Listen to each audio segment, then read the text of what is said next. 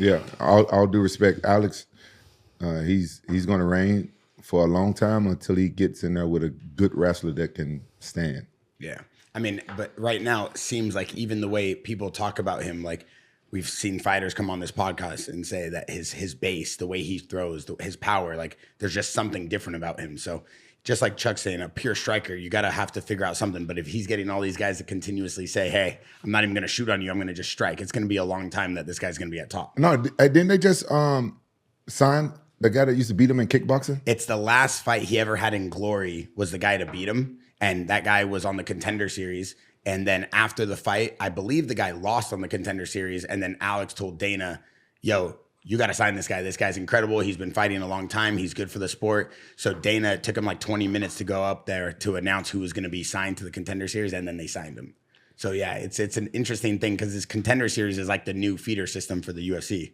So, I mean, that's a unique point that you brought up when you fought Overeem.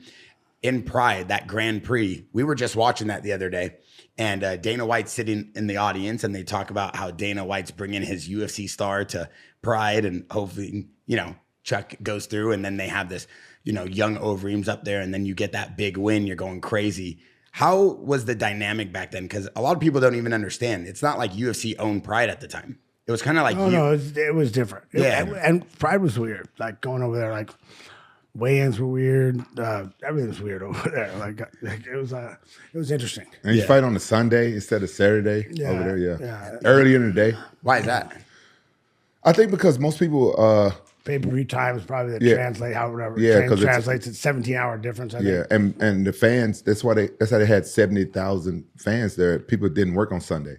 Oh, really? Yeah, that was like the day when most people was off. Those videos of the audiences in Pride are some of the craziest things. It looks like I'm going to a Drake concert. Like it's just packed. I don't see a lot of UFC fights like that. And it's quiet. Yeah. That's the weirdest thing. The weirdest thing, first time I went over there, I was over there and Dan Henderson was fighting after me. And I was at, I've had Guy Metzger. And, Dan Henderson was fighting.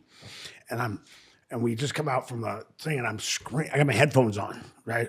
I'm screaming, kill him. I'm saying all this crazy stuff. My brother's all, Chuck, starts tapping me. I'm like, what? Take your headphones off. I'm like, oh, they can hear me down there.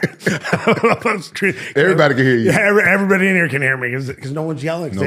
Like during the fights, and it was like you during like if they pass a guard or something, you hear ooh, just silent. Yeah.